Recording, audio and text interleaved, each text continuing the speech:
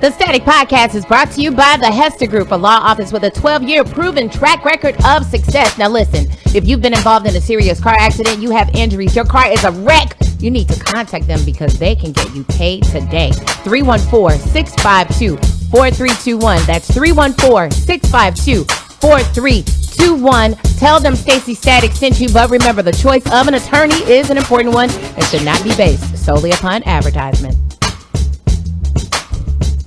Happy Monday and welcome to the episode of the Static Podcast for today. Of course, I'm Staci Static, and you know it's Lil Homie Monday.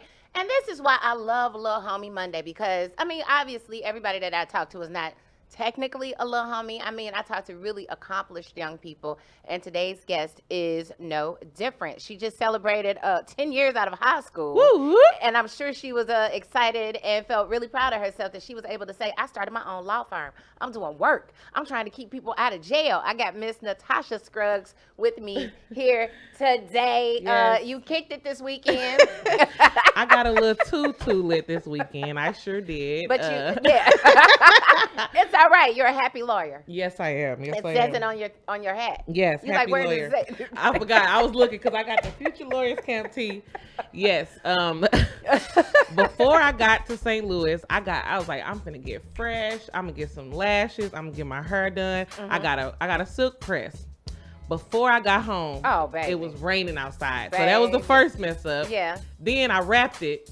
The first event, we go to the game outside. We had a homecoming game. Done. My hair was done. I was like, why did I do this? Yeah, what, did you forget that St. Louis had humidity? I think I had wishful thinking. It's like the end of September. That should be over by now. No, honey. The humidity was crazy. Yeah, summer is just like, I ain't leaving. Right. Y'all niggas just gonna have to deal. Period. And the crazy thing is, my classmates, they had Remy, they had Tito's, they had... ridiculous. This weekend was just crazy. What's your drink of choice? Because you talking about Remy, Tito's. Remy is you know what? I like Remy and cran or Remy and Coke.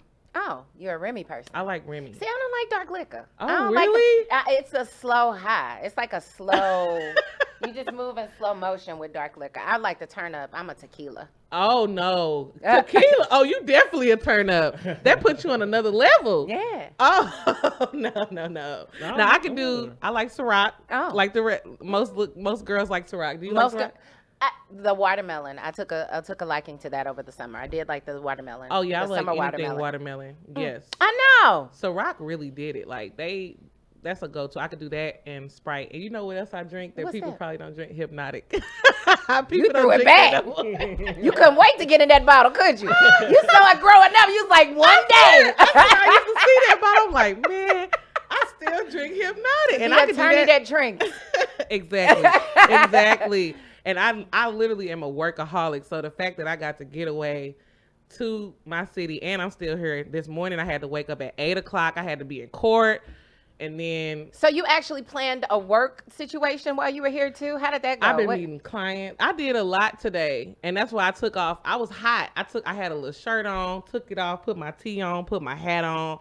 I'm low key for the rest of the day. Okay, I feel you. All right, so you had to be up after you kicked it all weekend for your I was staying at my friend Scrappy house. And not Scrappy. Yeah, Scrappy. Have you represented the Scrappy on anything? You know what? I haven't. But you know what? What a name like Scrappy, I thought I'd ask. You know what? She used to be a little high head, but she done calmed down a Scrappy's little bit. No longer Scrappy? No. All right, go Scrappy. Look at growth. So I really want to get into the work that you do. So you have your own law firm. Yes. So what made you want to do that and not want to did you work for other people first and then you said? Not by choice. Oh, okay. I never wanted to work for anybody. I just grew up like, I can't see myself working for anybody. I don't know if I don't know if I have an authority problem. Oh.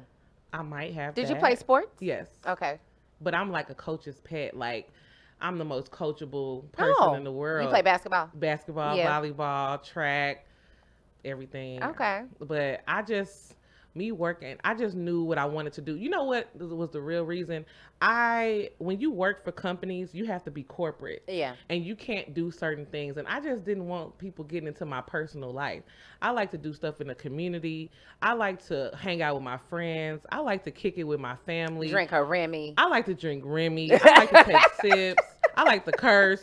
Right. You curse on Twitter and you corporate, you got to go to the HR department. I ain't got time for that shit. Exactly. I'm grown as fuck. How you finna tell me I can't do this when the president is talking about grabbing people by the pussy?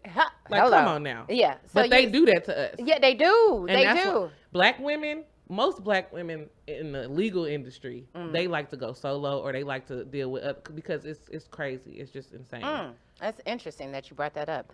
So you do a lot of, you call yourself a abolitionist. Yes, prison abolitionist. A prison abolitionist. I like that. Yes. I like that. So tell me, like, what is your, okay, in the foreseeable future, what's your main goal? My main goal in the foreseeable future, like in our lifetime, I really want to end money bail. Right now, money bail is targeting to low income people who are homeless, and mostly black people or brown people. And it's only because you don't have money that you're being held. Because people with money, you see it every day. Out. When they get to, they don't even touch I don't even know if they get a mugshot. They just take a selfie off their Instagram. Right. And post it. Because when you have money, you can get out of a cage. But when you don't have money, you have to live in a cage for a few minutes or a few months or a few years. Right. So my first experience with it was when I never thought about prison abolition until college. Before college, I just knew I wanted to help my community at the end of the day. But I didn't know how bad the system was because they don't educate people on this. You have to literally dive deep and find out what's going on. What they doing right now is kind of like, it's like, oh, this is how it's supposed to be, and they teach us that, and they don't teach us any other alternative. So everybody just is going around like, oh yeah, such and such is in jail. Oh yeah, free my nigga. But it's not like what's really going on there. Exactly. You know what I'm saying? Like, why are they not? Yeah. Because a lot of people are in there just because they don't have $500. Or some people don't even get bond. Like, oh yeah, I know somebody. I know somebody right now that's sitting in Illinois that they haven't given him a bond. Oh yeah, Illinois is terrible too. Really? Yeah. So I mean, you teaching me because I don't know. I mean, I don't know who's bad and who's good. I mean, I don't know why. And I guess when you say, so this is the thing, when it comes to which is the first step that I'm talking about, which is money bail. These people are not even convicted yet. So all of them are presumed good. All of us are supposed to be innocent until proven guilty. Gotcha. However, we're treated like we're guilty off top. That's why I don't like shows like Law and Order, CSI. They perpetuate false ideals of once we arrested them, we got the bad guy. You know what I'm saying? Right. But you might not have the bad, quote unquote, the bad. Even the quote, the bad guy is a term that they taught. Like, yeah, let's arrest the bad guys. Let's put them behind bars. And now we won. What did we win? Who was impacted positively by that? Was the family that was a victim got impacted positively? Is the community getting positively impacted? You know that's not true. Right. And is the person who actually is accused of the crime, is he being impacted? No. So it's like the system is horrible, and everybody's solution, literally ask anybody, if somebody get robbed, if somebody get killed, if somebody get hurt, lock them up. Okay, what does that do? They told us that's what we should do. Right. But it hasn't changed anything. Like, it doesn't do anything. Crime's not going down. It's not going up or down. It's actually staying the same. Right. But the prisons are getting bigger and bigger and more technology. And now we're trying to fight e-prisons, which is like the stuff that Jay-Z was funding, where you get an ankle bracelet. And Jay-Z was funding that? Jay-Z put money into like this ankle bracelet company or this e-prison type company because this is the thing. People like Jay-Z, they don't understand the inner workings of it. Like, they're just looking at the outside. So they're thinking, okay, as long as we get people out of prison, it's cool. Or people out of jail, it's cool. But it's not. We're transforming it to a new type of prison. And I think that prison is actually worse because they're going to be monitoring everything you do. Right. It's kind of like having like a surveillance on you 24 hours a day. Oh, wow. And just because of a little bit, a little infraction, no, we just got caught with an ounce of weed or 2 ounces. But that's why we should just end pretrial incarceration, period. If somebody's not convicted of anything, why are they in jail for? Well, what do you feel about people like, okay, so they got caught, they got caught with, I don't know, child pornography. Well, if you got caught with it, like you're saying, somebody looked at, this is the thing. When they arrest you, they just need to get like probable cause for an arrest. Right. All the evidence and stuff has to come out later. It's not going to come out right now. So it's like when you're arresting people, you're presuming that the police officers did their job. Mm-hmm. Now, what police officer do you trust? I'm just saying. like that. Okay. Now, where I'm from, I know we don't really. I mean, no shade to the police officers, but how we know you did your job? What I see is sloppy police work, throwing stuff on a police report, barely trying to get quotas. I don't see that they're really super duper interested in solving crimes. Now, when certain people get hurt, they put all their resources into it. That's when the major case squad come out. Oh yeah, and that's when they spend. We're gonna solve this case, but all these other cases, I don't trust it. It's not enough. I mean, even the biggest cases you've seen, like people was talking about the OJ case. The thing with that was the police officers were contaminating evidence, doing all this crazy stuff. Walking through the crime scene. Yeah. So it's like we supposed to trust the hunch, the humbug of one of these people, and they said that such and such did something, and now we're going to put them in a cage for an undetermined amount of time because they don't have money. Right. So it's like pay for play. You know what I'm saying? Yeah. And it shouldn't be like that. You shouldn't have to. Why can I go to the court with a bag of money and buy somebody freedom like we back in slavery days? Because it's slavery. Exactly. You know what? When I was younger, and I mean, I remember I got into an argument with my best friend at the time. I was probably about 19. And I was just like, if you look at it, because I used to just talk shit. I was like, if you look at it, prisons is slavery. I didn't know I didn't know about the 13th Amendment. I didn't know. Mm-hmm.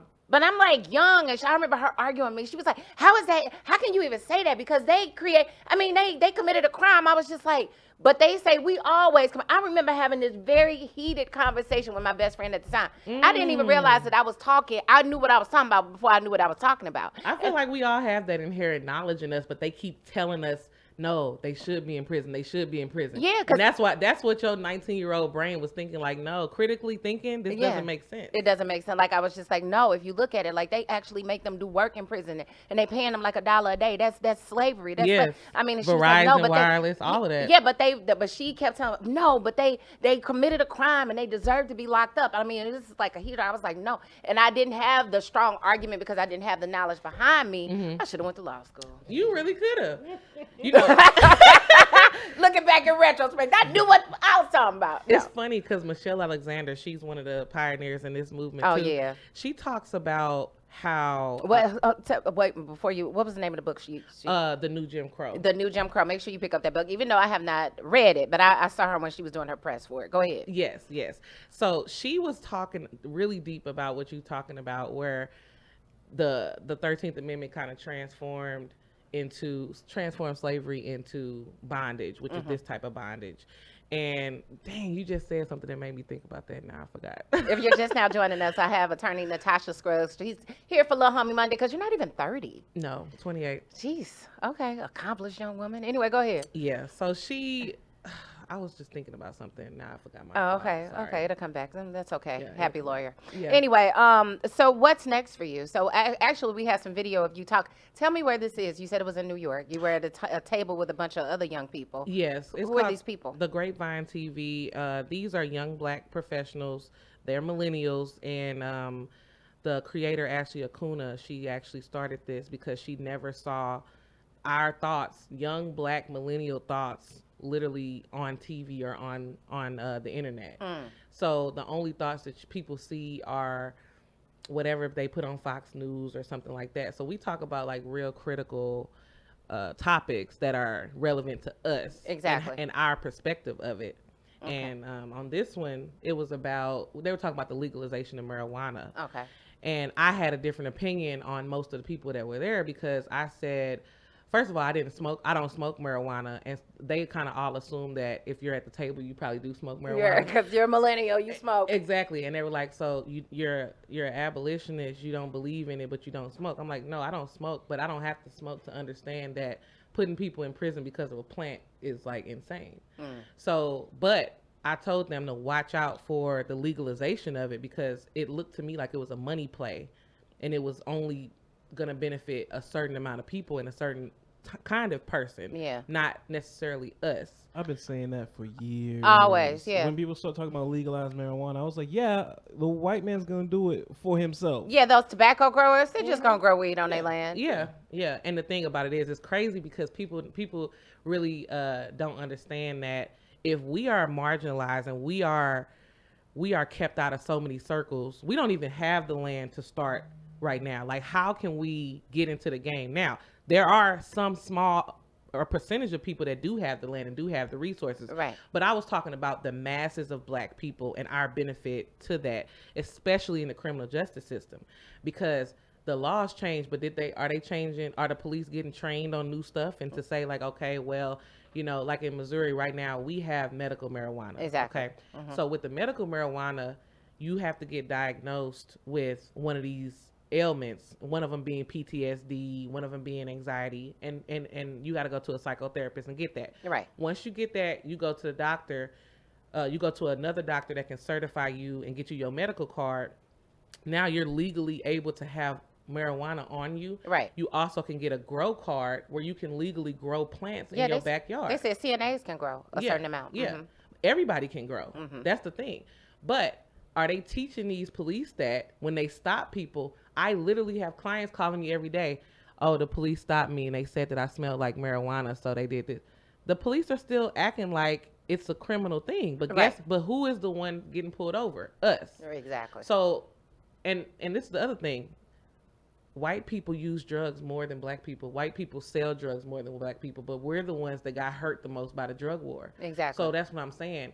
Changing the law to make it legal is not going to necessarily help us because they're still treating us like criminals. So you're going to have to change the law to make us human, to give us our humanity back, for me to think that it's going to do something for us. Because right now, we're being treated like dogs. So is it still in the law that we're dogs? That we're, I mean, 3/4 of a human or whatever it is? The whole 3/4 thing, honestly, I don't think that they explicitly said that we're not. They were trying to say the 13th Amendment eliminated all of that stuff, but it didn't to me. It didn't. I want you to explicitly tell us that we're citizens and that we're humans, because they never did that. So, no. Yeah, and I think that a lot of people, I think it's interesting when you bring up this conversation, because a lot of people, I just see that we get mad about every little thing. And I get upset. I don't know how you are. Like, I hate when people just repost and post all of this bad stuff that's happening. Like somebody calling you a nigga, like the white lady who was jumping up and down. I hate niggers. Was she in a CVS in California somewhere? She was just like jumping up and down. And I thought it was funny. Me and my daughter laughed at it incessantly. I laugh at the white supremacists all the time. Yeah. Because I'm like, y'all just the most uneducated people on the planet. It's just like, I always say, white supremacy did a number on all of us. Because you're insane to think that you're better than anyone. Exactly. Like, it's like you're mentally disabled. Yeah. Like, you're mentally ill. Like, you have a problem. Yeah, nobody should think they're better than anybody. And the fact that you walk around in this world thinking that just because somebody has dark skin that you're, you are over them some kind of way, it's just like insane to me. Yeah. So I say it did a number on all of us, because we're just all they're uneducated, and we're just like, why are you tripping? Where was I going? Now I lost my thought. You were saying you were saying that you don't get into Yeah, I don't get into all of the things that just immediately would upset you. And I'm like, we got bigger fish to fry. Yeah, it's like, these are the things that we need to be concerned about. Facts. Yeah, instead of all of I don't care about you calling me a nigga. I just don't want you to not be able to make money because you called me a nigga. I could care less what you call me. Where my money? I always said to my brother, I don't care about individual white supremacists. Like, those people don't impact my life. I don't care about them. The system of white supremacy, which they are in it, they're I'm not gonna say they're victims of it, but they don't even understand that they're mine. A lot of these poor white people would benefit if white supremacy wasn't intact. They don't even understand that. White supremacy is about a very small few, a percentage of white people that have money and have power to continue to have money and power. And it affects, like how Martin Luther King said, injustice anywhere is a threat to justice everywhere. Now it's starting to trickle down. Now the drug war is starting to trickle down. Now you see all these whites that are having opioid issues, and they're being put in prisons every single day and dying. And now that's why they're saying, okay, we need to end the drug war, because they're saying this is an opioid crisis. It's a sickness. But when it was us, it wasn't like that. No, it was crack. It was the devil's work, and all of it. And we're inherently criminals. They don't call them criminals. No, they say they're sick. Exactly, but us, they call us criminals. So my thing is, like I said, individual white supremacists don't affect me, because number one, I'm never around them. I don't interact with them. I don't have anything to say to them. They can't say shit to me. That's another reason why I don't want to be working with no white supremacists. I don't want to be that's a hostile work environment to wake up every day and have to explain my blackness to somebody every single day. I'm not going to do that. You know what I'm saying? And people don't understand that how stressful it can be. Like, I have a family member that works at a major corporation, and just wearing natural hair can be an issue in a situation like that. And it's just like, and in Missouri, it's still okay for them to discriminate against you for wearing the way my hair comes out my head. And it's all black women. They target us in the corporate world. Not only our hair, I feel like it's our culture, like nails, they'll try to do that, clothing, shoes, vernacular, just everything. They want to literally change you into somebody else. And I used to always say this. I'm like, just because I'm a lawyer does not mean I'm going to transform into a 70-year-old white man. I'm a 28-year-old black girl from St. Louis. And I'm going to be that. And I'm going to be that shit to the day I die. Well, my age is going to change. Yeah. But I'm going to be me to the day I die. Nobody's going to change that shit ever. I don't care what profession I'm in. And I'm not going to assimilate to be somebody else. It's just impossible. It's unsustainable to do that. It is. You know what I'm saying? So how are we going to change the state, though? Because we're in a very... I think I could change the state of Missouri, to I be love honest. it. There you go, happy lawyer. Yes, I think I can change. I am a very happy lawyer, but I think I can end money bail. First of all, I was helping Wesley Bell campaign. So he came to my camp because I do a camp for kids every year. It's called the Future Lawyers Camp. This is actually the shirt for that. And how old do you have to be involved in the camp, and what does it entail? From 9 years old to 18. So what we do is we teach them the inner workings of the criminal justice system. That's the real justice system. And we educate them on their rights. We educate them on how to be a lawyer. And we we have two teams. We have the defense squad and then we have the prosecutor squad. Wow. And they have to do a case from the start of the case to the finish. Like, we literally have local police officers come. They set up a crime scene for us. We go literally from the beginning to the end. It's like How to Get Away with Murder for little kids. Exactly. I love it. We even take them to the court right up here on Tucker, and they get to talk in front of the judge, and they get to argue in front of the judge. Opportunities that they would never have. Opportunities I would have killed for, because I always knew I was going to be a lawyer. That's wild. I used to play court with my grandma. My grandma was the jury. My cousin is a lawyer too, and my brother is a lawyer too. Oh, okay. My grandpa went to school to be a lawyer, but he ended up dropping out. So it's like, this is kind of like in my blood. Oh yeah. But if I would have had an opportunity to do this, I would have killed it. What I found out was, when I was in law school, all of my counterparts had these opportunities. Oh. So I said, I need to create the opportunity. Yes, I can't look that you didn't have, right? That I didn't have. So that's what I do. I fund it mostly myself. I get a few sponsors, but it's not like we're getting paid to do this. This is a community thing. We spend a whole week in St. Louis every summer doing this for I want kids. my daughter to go. She's 9. That would be awesome. Yes. She's super woke and swear she grown. Oh, well, she would love it. Yeah, she would love it. I love it. But Wesley Bell came to the one last year, and he argued. This is before he won and beat McCulloch. Yeah. And he is also on this. He's progressive. Like, he's not like other prosecutors. So I feel like with people like him, with people like me, and it's other people in the community, it's going to be ground level work. It's not going to be like coming from the top. Like, we got to do it on the ground level. And the other thing I said was, just because people go to jail, like, just because the jails and the prison system are how they set up, we don't have to, as a community, go along with it. Like, we can go visit people in prison and jail every day if we want. Not every day, but the days that they have visitation. Right. We can do that, because isolation and taking you from your community is one of the things that are bad. Yeah.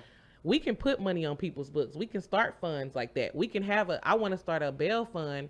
I've been in communication with a lot of bail funds, like the Chicago Bail Fund, the Bronx Freedom Fund, different things like that, where we could say, you know what, if we're not going to end money bail, we're just going to bail everybody out that goes in. We're just going to bail them out. And then it's a revolving fund. So when they go back to court, we get the money back and we can bail somebody else out. Right. You see what I'm saying? And I like stuff like that, because that stuff we can literally do. We don't have to ask anybody for that. That's what I was going to ask you. Like, what can people like me and people that are watching, what can we do as a community to counteract all of this stuff that's happening? Right. Okay. I would treat it like, even though somebody goes to jail, because right now it's like, oh, such and such done went to jail. We celebrate when they come home. Right. But we don't really know, what to do while they're in there. So it's kind of like, I know a lot of people, especially, I'm going to say black women are really the most visited people when they go to prisons. And it's crazy because they have kids and all of this stuff. And even black men, when they go, you know, maybe their girlfriend will visit them, or maybe their mama will come visit them a little bit, but we don't have to be isolated. We can go visit these people. And then even if you don't have people that are in jail, you can write people that are in jail. These people are suicidal that are in there. They're depressed, and some of them didn't do it. You know what I'm saying? And even the people that did do it, this is an inhumane way to punish people. And like you saw the When They See Us documentary. Of course. So yeah, those kids were in there. Shouts out to Jarrell Jerome who picked up that Emmy. Exactly. Jarrell Jerome is a big example. I don't know if you saw in the 4th episode, his mama didn't have the money to come see him. So imagine if we had a community system in place, not a system, not asking people, but if we set up a system where we're gonna check on that brother. He's up there. He's alone. He haven't had a visitor. He's in solitary confinement. He don't have money to call out. You know, the other thing is, they're exploiting these people. Right. They will charge you money to sit in jail. They will charge you money to make a phone call. They charge you money to get basic necessities. It's a great black woman in Kansas City. She has a thing called the Help KC. She helps women, formerly incarcerated women, get toiletries, tampons and stuff. We got to buy all of that stuff in jail. It's not given to you. Right. So people go without that, the basic necessities. So it's like, all of these different things. Right. Do they even give them toilet tissue? No, you have to pay for that. And when they give you basic food, but right. if you wanted like noodles and like snacks, you got to pay for all of that. So you got to have money on your books. If you're just now tuning in, I'm speaking with attorney Natasha Scruggs. This is still Little Homie Monday. She's still a little homie. She's only 28 years old, and she's doing a lot of work to end mass incarceration. I mean, you know, just one case at a time, I guess, and doing what you can. I love the Future Lawyers Camp. That is a really dope concept. So I guess you're still looking for sponsorships. Yes, I am still looking for sponsorships. I want to expand it. Actually, we had Slowdown come to the one last year, and he was saying, yeah, if we could get a lot of sponsors. We really want to do, like, right now we're only able to handle about 30 kids. Mm-hmm. But what if we could do a couple of weeks? You know what I'm saying? And what if we could do like thousands of kids? Right.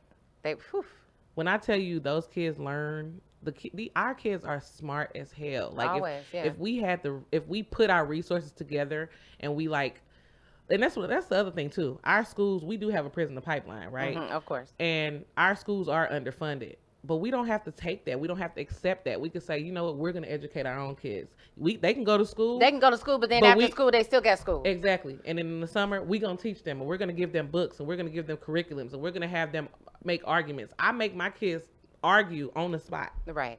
Something that they shy, and then they end up doing it. Their parents are like crying at the last, because it's like, it's real life. Baby. Right. And it's the thing, those kids don't have to grow up to be lawyers, but guess what? They're going to have the confidence. They're going to walk with their head up high. Exactly. Because the teachers will tell you, you stupid, you dumb, you failed one test. Oh, you're not a good writer. They tell that to kids. I know they do, and that's the devil. That is the devil. You know, black people think everything bad is the devil, and that's the devil. Let me show you the devil incarnate. It's the teacher telling your baby they ain't shit. That's the devil. The teacher done told your baby the baby can't do math. Now the baby say her whole life, I can't do math. And then guess what happened? She can't do math. But then when she get older, she like, damn, I know how to do this shit. Exactly. I feel like they did that to my brother. Shout out to my brother Chris Scruggs. I feel like. Are you related to Danielle Scruggs? I might be. Okay. I don't know. Okay. But Danielle. Hey, Danielle. But my brother, when we were younger, my mama went and got this like big ass box of books from the library, and I read every single last one of the books. And my brother was playing video games, and his teachers was telling him, "Oh, he's not as advanced as a reader." I was like a 12th grade reader when I was like in 7th grade. Right. So when my brother got older, this nigga reading more than me. He read 10 books a day. And but he was a slow to get there. Yeah, but they were telling him, exactly, and they were telling him that he wasn't as smart as me. And they take that. Yeah, but my whole family, we were all the people in my family was like, y'all the smartest kids in school, y'all the best looking kids in school. They was telling us that, but when you go to school and your teachers is telling you dumb, and they tell our black boys that. Okay, don't let your sons go to school and get told that. That shit is ridiculous. Don't let your daughters go to school and get told that. They tell them you ain't gonna be shit. They tell them if you don't play basketball, football, which my brother played both, so he wasn't told you ain't completely not shit. Right. But if you don't make it to the NBA, you ain't shit. What? You know how much stuff it is that we can do? It's a whole lot of stuff in between. They tell but he's good now. Oh Yeah, I'm just saying. He just graduated law school. Okay. Yeah, he's great. He just joined the firm. Oh, But okay. Oh, look at that. Yeah. But I'm just talking in general. Like, we can't let these people just educate our kids and then we just wiping our hand. No, we got to get. That's another thing that we got to do. Yeah, we have to educate our kids on our own. We have to make sure we go to the library, use the resources that we have because they're great. And if the parent, because I know my mama was working 16 hours a day.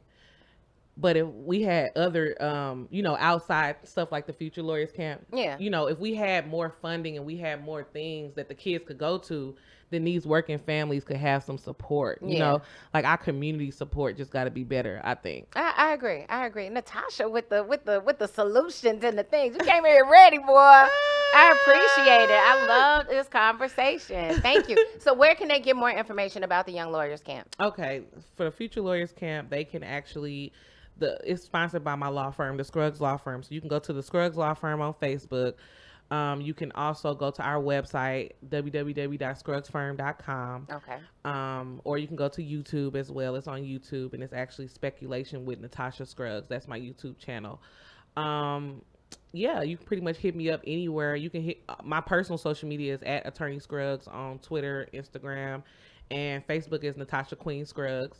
So Not I'm a queen. Okay. I love it. Yes.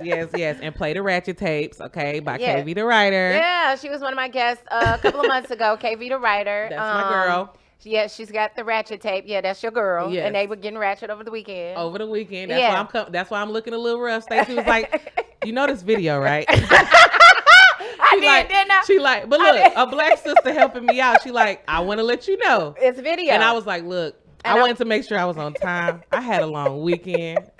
Forgive me. I got the hat on. Look. I know, but it's all good. I appreciate you because I think it's most important that you show up and you ready and you rocked it. Exactly. So that's the most important thing. So continued success, young sister. Thank you. And we will be supporting you. If not in money or monetary, we are supporting you. You already know that. Thank you. We are definitely here to and support I want you. your daughter to come to the camp. She most definitely will. I'm gonna tell her dad, and he's gonna be so excited. Oh, yeah, and he can come too.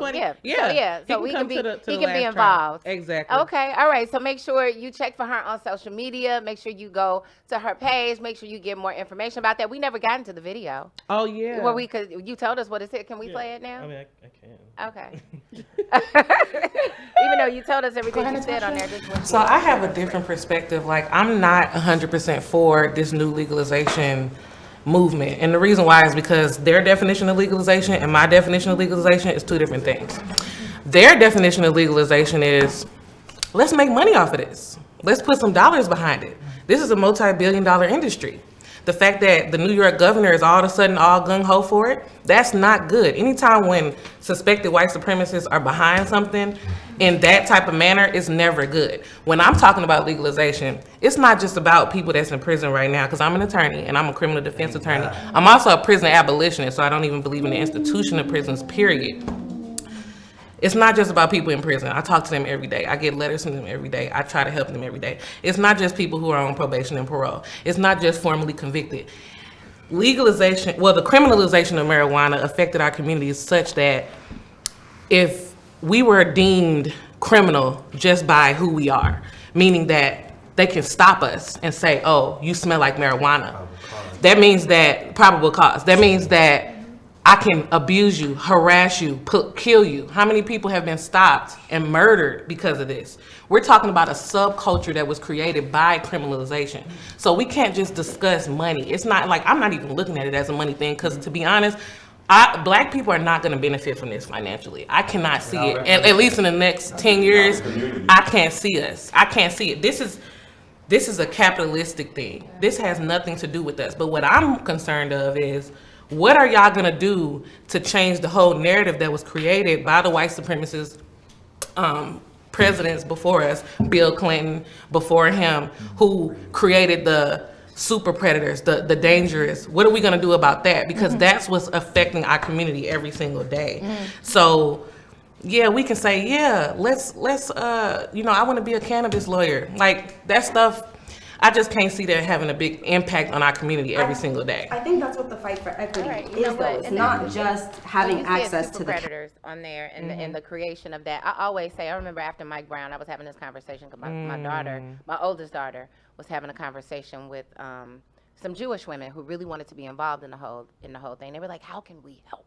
Oh my God. And I told them, I said, "You know how you can help? What I would like to see you do," and this was so interesting because they never acted on it. I said, "What I would love to see you and your partners to do, I would love for you to go to your friends who own these television stations and do the nightly news locally and stop reporting the news that you're reporting because it makes young black men." If I was a white woman that lived in West County, I would be terrified of any black man I saw with dreadlocks. It's because it is such a negative reinforcement of what we did. I was like, if we can stop that,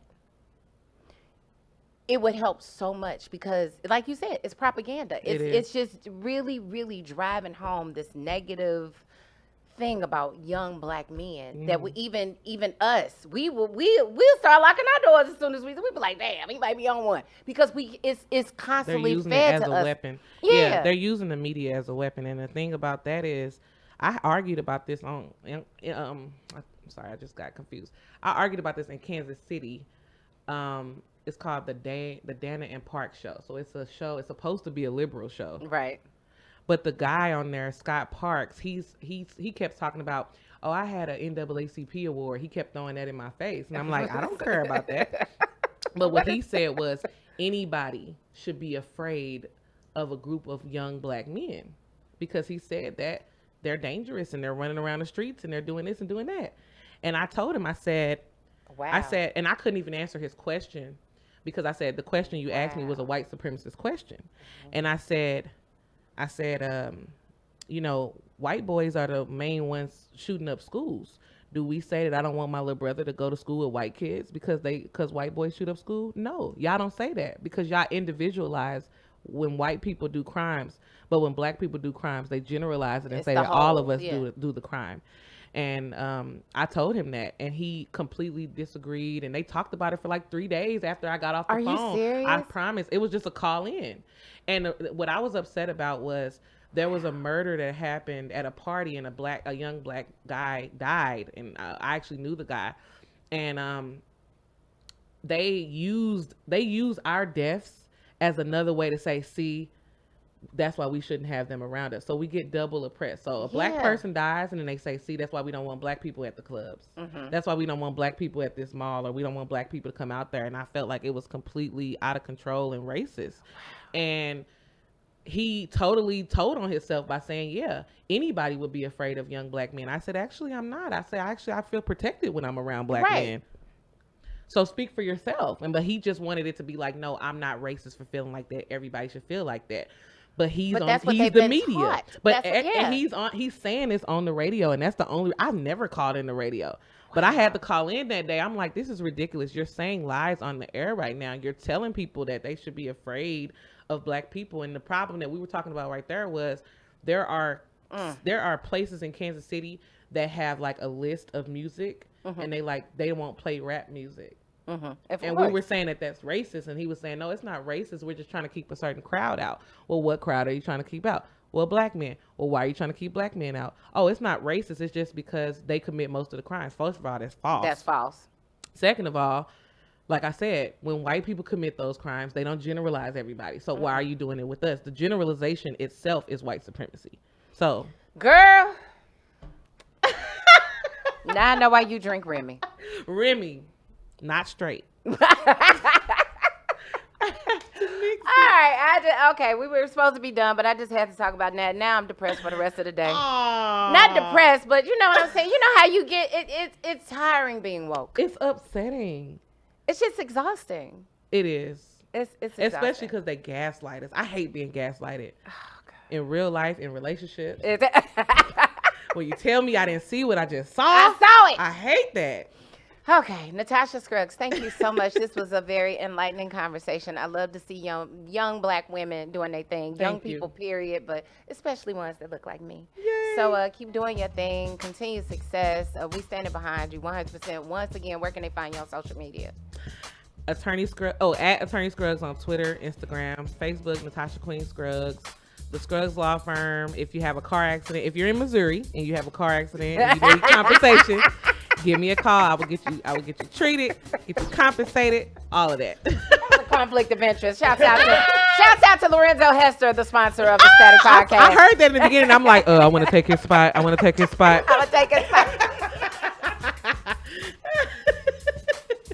Look, I ain't gonna let y'all fight over sponsoring me now. I ain't gonna worry about that. I'll fight him. Okay. Well, thank you so much for joining me today. Everybody, you make sure you check for this sister and do your part because, like she said, it's gonna take a little bit from all of us.